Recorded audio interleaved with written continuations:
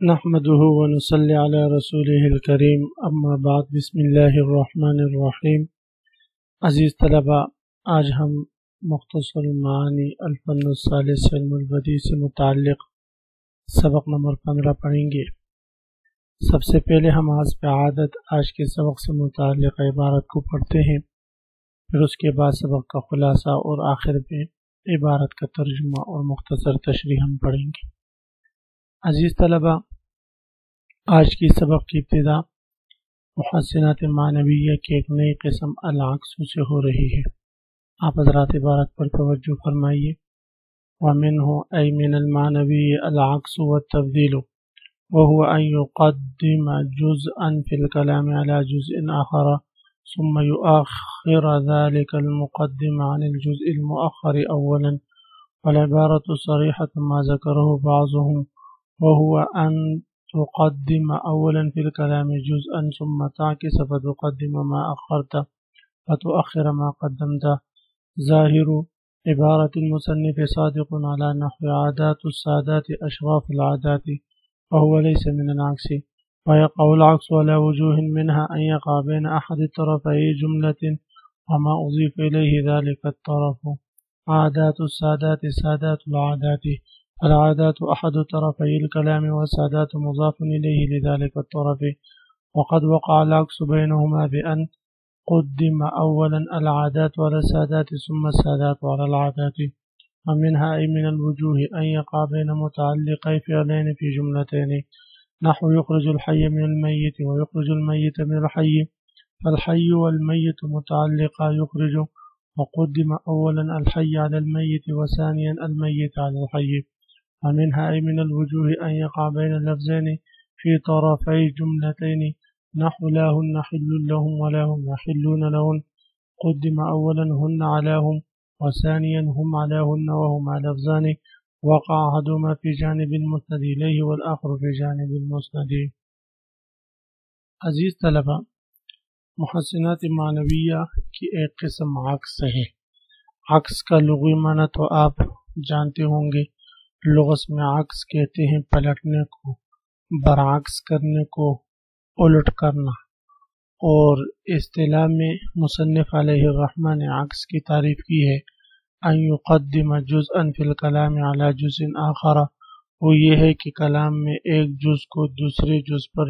مقدم کرے، یعنی جز اول کو جز ثانی پر مؤخر کر دے اور جز ثانی کو جز اول پر مقدم کر دے، اس کو جو ہے عکس کہا جاتا ہے۔ مصنف علیہ الرحمہ کی یہ تعریف جو ہے بظاہر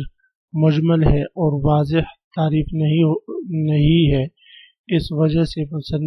شارح علیہ الرحمہ نے عکس کی ایک اور تعریف ذکر کی ہے، وہ یہ ہے کہ ان تقدم اول فی الکلام جزءا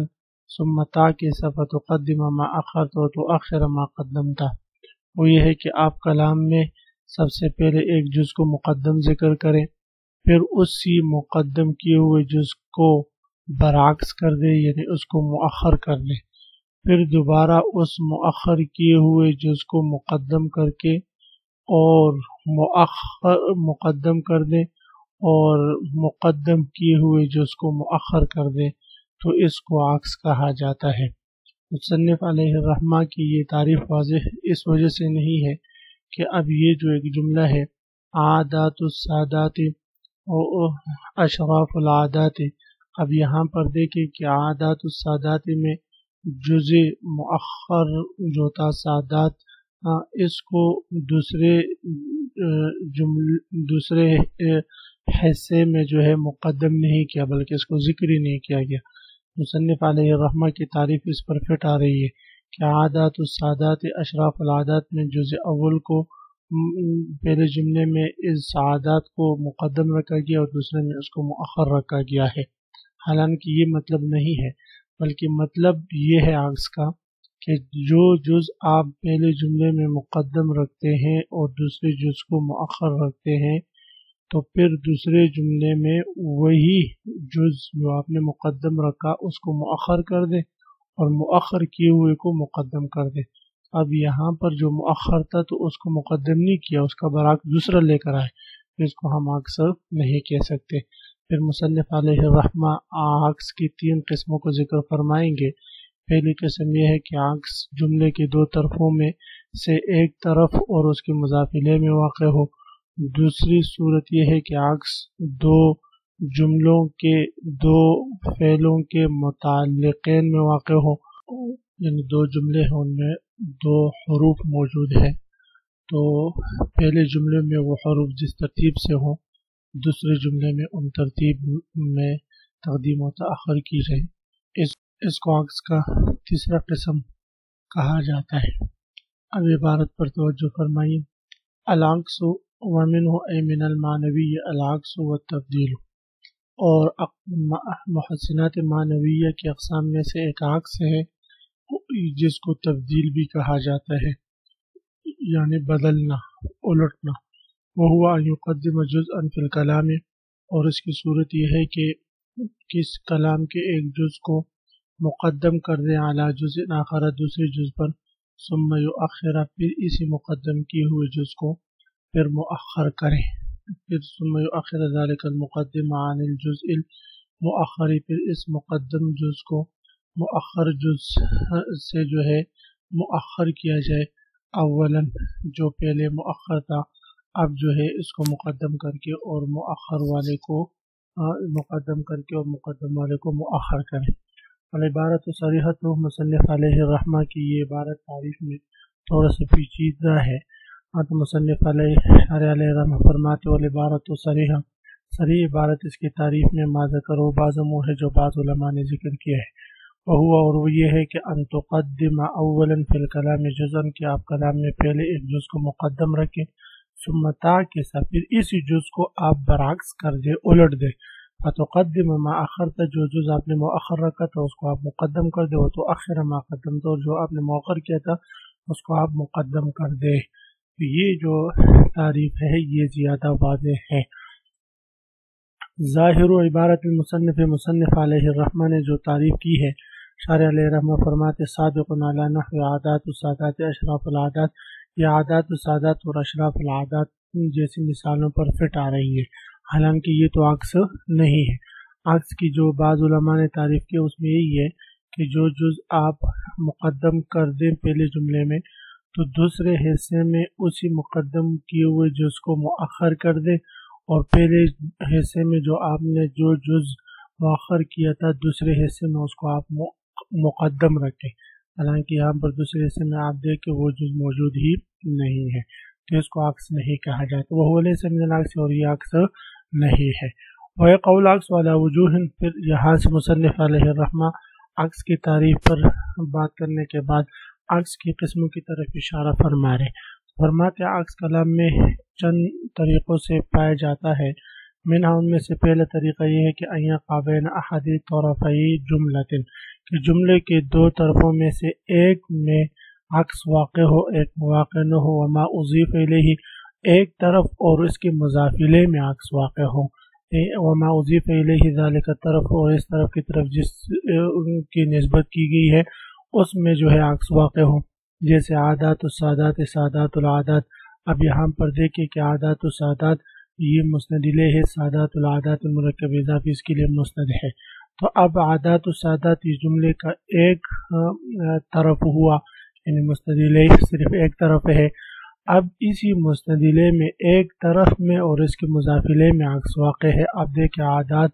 یہاں پر مقدم، سادات مؤخر، دوسرے جملے میں آپ دیکھیں سادات مقدم اور عادات مؤخر ہے، اسی کو عکس کہا جاتا ہے۔ فالعادات احد طرفی، کلام میں عادات یہ ہے کلام کے 2 طرفوں میں سے ایک طرف ہے، یعنی مسند الیہ، وسادات مضاف الیہ لذالک طرف، اور سادات اس کے لیے مضاف الیہ ہے، وقد وقع العکس بینہما، اور تحقیق ان دونوں کے درمیان عکس واقع ہوئی ہے، بیان قدم اولا العادات کو پہلے میں عادات کو مقدم کیا گیا ہے سادات پر، ثم سادات اور العادات پھر سادات کو عادات پر مقدم رکھا گیا ہے۔ ومنها ای من الوجوہ ان یقع بین متعلقی فعلین فی جملۃ، عکس کی دوسری صورت مصنف علیہ الرحمہ ذکر فرما رہے کہ عکس کے طریقوں میں سے ایک طریقہ یہ ہے کہ عکس واقع ہو بین متعلقی فعلین فی جملتین، دو جملوں کے دو فعلوں کے دو متعلقوں کے درمیان، دو جملوں میں دو فعلوں کے دو متعلقوں کے درمیان جو ہے وہ عکس واقع ہو۔ جیسے یخرج الحی من المیت، یہ ایک جملہ ہے، ویخرج المیت من الحی یہ مستقل جملہ ہے۔ یخرج فعل ضمیر اس کے اندر فاعل راجع بسوئے لفظ اللہ، الحی مفعول به، من المیت متعلق ویخرج کے ہے، ویخرج المیت من الحی یہ بھی اسی طرح ہے۔ اب یہاں پر آپ دیکھیں عزیز طلباء کی یخرج الحی من المیت، الحی یہ متعلق ہے یخرجو کا، اور المیت یہ بھی متعلق ہے یخرجو کا دوسرے جملے میں۔ اب ان دونوں متعلقین میں تقدیم اور تاخیر واقع ہوئی ہے۔ پہلے جملے میں الحی کو میت پر مقدم رکھا، دوسرے جملے میں میت کو حی پر مقدم رکھا گیا ہے۔ تو دو فعلوں کے دو متعلقوں کے درمیان عکس واقع ہوا ہے، یہ عکس کی دوسری قسم ہے۔ یخرج الحی من المیت، اللہ وہ ذات ہے جو نکالتا ہے جاندار چیزوں کو من المیت بے جان چیزوں سے، ویخرج المیت من الحی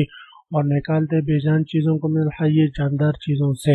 جیسے مرغی سے انڈا نکالا اور انڈے سے مرغی نکالی، لیکن ایک جاندار چیز سے بے جان چیز سے جاندار۔ الحیۃ والمیت متعلقہ، یخرج بس حی اور می یہ دونوں فعل یخرج کے متعلقین ہیں۔ وقدم اولا الحی علی المیت، پہلے جملے میں حی کو میت پر مقدم رکھا گیا، وثانیا المیت علی الحی اور دوسرے جملے میں میت کو حی پر مقدم رکھا گیا ہے، یہ عکس کی دوسری صورت ہے۔ ومنها ای من الوجوہ ان یقع بین لفظین فی طرفی جملتین، اور عکس کی وجوہ میں سے تیسرا طریقہ، تیسری وجہ وہ یہ ہے کہ ان یقع بین لفظین فی طرفی جملتین، کہ دو جملوں کے دو طرفوں کے دو لفظوں کے درمیان عکس واقع ہو، دو جملوں کے دو طرفوں کے دو لفظوں کے درمیان عکس واقع ہو۔ دو جملوں کے دو طرف ہے یعنی مسند مسند الیہ، ان سے متعلقہ جو الفاظ ہیں ان الفاظ کے درمیان جو ہے عکس واقع ہو۔ اس تیسری قسم اور پہلی قسم میں فرق یہ ہے کہ پہلی قسم میں بھی دو جملوں کے کسی ایک طرف میں جو ہے عکس واقع ہوتا ہے، اور ایک طرف میں عکس واقع ہونے کے لیے اس طرف اور اس کے مضاف الیہ اس کے لیے ہونا ضروری ہے، جب اس کے لیے مضاف الیہ ہونا ضروری نہیں، مطلقاً دو طرفوں کے دو لفظوں میں عکس واقع ہو۔ جیسے لا ہن حل لہم ولا ہم یحلون لہن، اب یہاں پر دیکھیں لا ہن حل لہم یہ مستقل جملہ ہے، ولا ہم یحلون لہن یہ مستقل جملہ ہے۔ اب ان دو جملوں کے دو متعلقہ الفاظ ہیں ہن اور ہم، اب یہاں پر ہن کو ہم پر مقدم رکھا گیا ہے، اور دوسرے جملے میں ولا ہم یحلون لہن میں ہم کو ہن پر مقدم رکھا گیا ہے۔ یہی مطلب ہے کہ دو جملوں کے دو طرفوں کے دو لفظوں میں عکس واقع ہے۔ آیت کریمہ کا ترجمہ ہے لا ہن وہ عورتیں حلال نہیں ہے، یعنی مسلمان عورتیں اب حلال نہیں ہے، حل لہم ان کافر مردوں کے لیے، ولا ہم یحلون لہن اور نہ وہ کافر مرد حلال لہن ان عورتوں کو، یعنی نہ یہ عورت اب کافروں سے نکاح کرے، نہ کافر جو ہے ان عورتوں کے قریب آ سکتے۔ قدم اولا، آپ دیکھیں محل استشہادی کے پہلے جملے میں ہن کو ہم پر مقدم رکھا گیا، وثانیا ہم علی ہن اور دوسرے جملے میں ہم کو ہن پر مقدم رکھا گیا ہے۔ وہما لفظان وقع احدہما فی جانب المسند الیہ، یہ دو الفاظ ہیں، پہلے جملے میں جو ایک لفظ ہے وہ مستند الیہ کے جانب میں واقع ہے، لا ہن ظاہر ہے یہ مستند الیہ کی طرف میں ہے اس لیے کہ لا نفی جنس ہے، ہن اس کے لیے اسم اور اسم مستند الیہ ہوتا ہے، والآخر فی جانب المسند اور دوسرے جانب میں مستند، دوسرا جو ہے وہ جانب مستند میں واقع ہے، یعنی ہم جو ہے وہ مستند میں واقع، جبکہ دوسرے جملے میں اس کے برعکس ہے۔ عزیز طلبہ، اسی کے ساتھ آج کے سبق کے اختتام ہوا۔ آج کے سبق کا خلاصہ یہ ہوا کہ ہم نے محسنات معنویہ کی ایک نئی قسم عکس سے متعلق پڑھا۔ عکس کی تعریف مصنف علیہ الرحمہ نے فرمائی، شارح علیہ الرحمہ نے ایک اور تعریف ذکر کی ہے، اس کے بعد پھر عکس کی تین قسمیں ذکر فرمائی ہے۔ تین قسموں سے پہلی قسم یہ ہے کہ عکس کسی جملے کی ایک طرف اور اس کی مضاف الیہ کے درمیان ہو، دوسری صورت یہ ہے کہ دو فعلوں کے دو متعلق میں عکس واقع ہو، اور تیسری صورت یہ ہے کہ دو جملوں کے دو طرفوں کے دو لفظوں میں عکس واقع ہو۔ تینوں کی مثالیں ہم نے پڑھی، آپ حضرات اس کو خوب غور سے سنے سمجھے۔ اللہ تعالی ہم سب کا حامی و ناصر ہو، آمین۔ وآخر دعوانا ان الحمد للہ رب العالمین۔